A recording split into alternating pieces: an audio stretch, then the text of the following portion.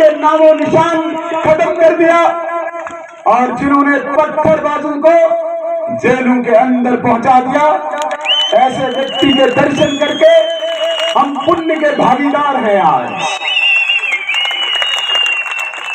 आदरणीय गृह मंत्री जी, पाडर एक ऐसा स्थान है जहां पे हमारी मूल विचारधारा का बहुत विस्तार है और हमेशा पाडर के लोगों ने भारतीय जनता पार्टी का बढ़ चढ़ के साथ दिया है।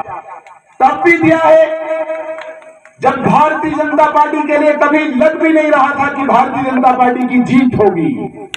उस वक्त भी अगर पहाड़ की तरह कोई भारतीय जनता पार्टी के पीछे खड़ा रहा, वो यही पाडर की धरती और पाडर के लोग थे। यहां पे पाडर के लोगों ने बहुत कुछ सहा, बहुत कुछ देखा। पंडित प्रेमनाथ डोगरा जी द्वारा चलाया गया प्रजा परिषद का आंदोलन, उस आंदोलन को भी यहाँ पे शिखर पे पाडरियों ने देखा है और यहाँ की भी कुर्बानी, यहाँ की भी शहादत उस प्रजा परिषद आंदोलन में हुई है। तब से लेके यहाँ के हमारे पूर्वजों ने, हमारे बुजुर्गों ने कुर्बानी दी, बलिदान दिए, लेकिन अपनी राष्ट्रभक्ति, अपनी इस भारत की मां की रक्षा के लिए हमेशा अग्रसर रहा। इसका जीता जागता उदाहरण है 90 के दशक का आतंकवाद। यहां हमें शिरोड धार की याद दिलाता है, जिस शिरोड धार पे यहां के भेड़ बकरी चराने वाले लोग गर्मियों में धार पे जाते हैं, जिनका कोई कसूर नहीं, किसी चीज से कोई लेना देना नहीं, लेकिन उन दुष्ट आतंकवादियों ने ऐसे 13 नौजवानों को हमारी धार एक अठोली के ऊपर शहीद किया, जिन्होंने कभी पेट पर खाना नहीं खाया था, जिनके बदन पे पूरे कपड़े नहीं थे, लेकिन उस आतंकवाद के काले साये ने यहाँ पे 13 माओं की गोद खाली की, यहाँ पे 13 बहनों के सुहाग उजाड़ दिए। सिर्फ इतना ही नहीं, पाडर की इस देवभूमि ने, पाडर की इस वीरों की धरती ने सजार में हमारे 7 नौजवानों को खोया, आतंकवाद की भेंट चढ़े, लेकिन पाडर के शूरवीर यहाँ के नौजवान ने कभी समझौता नहीं किया, अपनी राष्ट्रभक्ति के साथ कभी समझौता नहीं किया। और सिर्फ इतना ही नहीं, इस पाडर ने राजनीतिक आतंकवाद भी देखा। जो लोग यहाँ पे राजनीति में प्रतिनिधि थे इस क्षेत्र के, यहाँ पे ये गुलाबगढ़ हमारा स्थान है, यहाँ पे एक डिफेंस रोड के अतिरिक्त, जो डिफेंस रोड यहाँ से हिमाचल के पांगी में जाता है, इसके अतिरिक्त किसी गांव में कभी सड़क नहीं देखी थी। यहाँ पे हमने बिजली नहीं देखी थी, 2014 तक किसी गांव ने बिजली नहीं देखी थी। यहाँ पे किसी गांव ने मोबाइल नेटवर्क नहीं देखा था। यहाँ के बच्चे पढ़ते, लेकिन गरीबी के कारण यहाँ से बाहर पढ़ने के लिए नहीं जाते थे, कॉलेज से वंचित थे। यहाँ के लोग टैलेंटेड हैं, लेकिन उनको यहाँ पे कुछ काम सीखने के लिए कोई इंजीनियरिंग या कोई ITI नहीं था। यहाँ पे इलाज के लिए कोई हॉस्पिटल नहीं था। ऐसी सभी मूलभूत सुविधाओं से वंचित था। और तब जाके भारत की राजनीति में आदरणीय नरेंद्र मोदी जी अवतरित हुए। 2014 में भारतीय जनता पार्टी की केंद्र में सरकार बनी। आदरणीय डॉक्टर जितेंद्र सिंह जी हमारे सांसद बने। उसके बाद मैं दावे के साथ कह सकता हूं, चाहे यहाँ का आखिरी गांव गंधारी हो, चाहे उनगाई हो, चाहे कबन हो, चाहे चिट्टो हो, चाहे मचेल हो, चाहे सजार हो, चाहे जाड़ हो, आज हर गांव प्रधानमंत्री सड़क योजना के तहत कनेक्ट हो रहा है, जुड़ रहा है।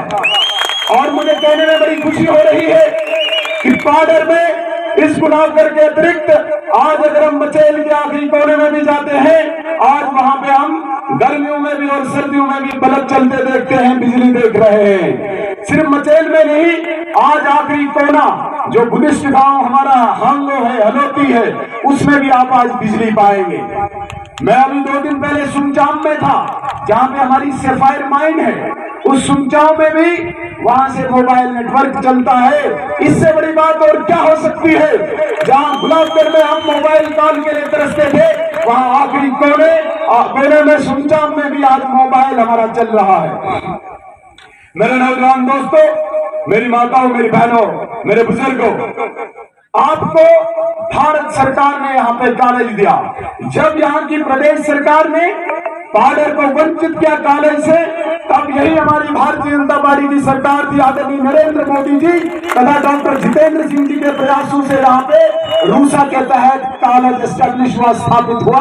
आज यहाँ का गरीब बच्चा भी उस कॉलेज में पढ़ रहा है। सिर्फ इतना ही नहीं, पाडर में ITI स्थापित हुआ। पूरे जम्मू कश्मीर में केवल 2 ITI पिछले 10 सालों में बने, एक बारामूला के पट्टन में बना और एक किश्तवाड़ के पाडर में बना। सिर्फ इतना ही नहीं, इस पाडर की धरती पे एक सब डिस्ट्रिक्ट हॉस्पिटल भी बना। अगर एक दुमाना में बना जम्मू में, तो दूसरा पाडर में बना। सिर्फ यहीं पे नहीं रुके हम। मेरी माताओं, मेरी बहनों, मेरे नौजवान दोस्तों, जिस शेड्यूल ट्राइब स्टेटस के लिए यहाँ के बुजुर्गों ने अपनी जानें दी, उन्होंने कभी स्वप्न देखा था कि पाडर को शेड्यूल ट्राइब स्टेटस मिले, क्योंकि पाडर का क्षेत्र हिमाचल के पांगी से मिलता था और यहाँ पे लद्दाख के ज़ांस्कार से मिलता था। ये एक ही पैरादान होता था, यहाँ एक ही राजा हुआ करता था इस पूरे क्षेत्र में। जब पांगी हिमाचल से मिला तो पांगी को शेड्यूल ट्राइब स्टेटस मिला। ज़ांस्कार लद्दाख में चला गया, ज़ांस्कार को शेड्यूल ट्राइब स्टेटस मिला। केवल पाडर शेड्यूल ट्राइब स्टेटस से वंचित था। लेकिन यहाँ पे कांग्रेस तथा नेशनल कॉन्फ्रेंस की सरकार कभी भी शेड्यूल ट्राइब स्टेटस देने के लिए तैयार नहीं थी। यही हमारे आदरणीय यशस्वी ओजस्वी गृह मंत्री जी हैं, जिन्होंने पाडर को कुछ महीने पहले शेड्यूल ट्राइब स्टेटस दिया। मैं चाहूंगा सारे लोग तालियों से स्वागत करें आदरणीय गृह मंत्री जी का। इन्हीं के द्वारा ये शेड्यूल ट्राइब स्टेटस इस पाडर की धरती में संभव हो पाया है और यहाँ के नौजवानों में खुशी की लहर है, उत्साह है।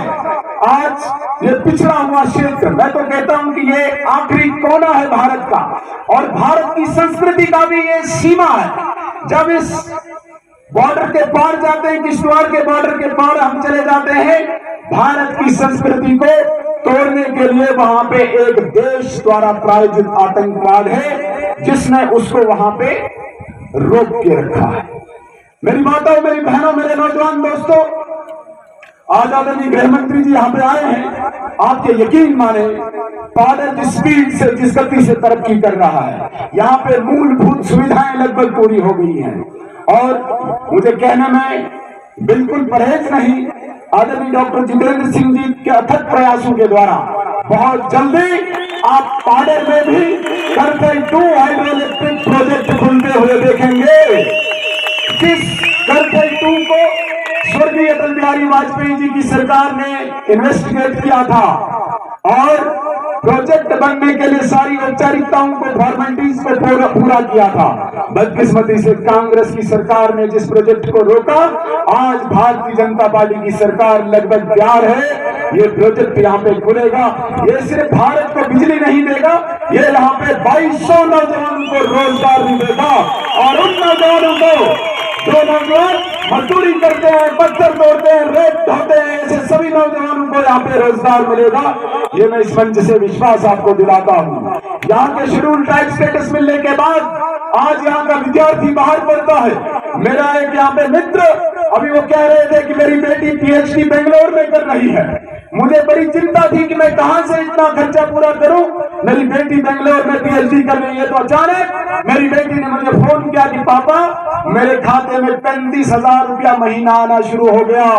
ये केवल और केवल शेड्यूल ट्राइब स्टेटस मिलने के बाद संभव हो पाया है। जब आप हायर एजुकेशन में जाएंगे, आप कॉलेज जाए, आप यूनिवर्सिटी जाए, आपको स्कॉलरशिप शेड्यूल ट्राइब का मिलेगा।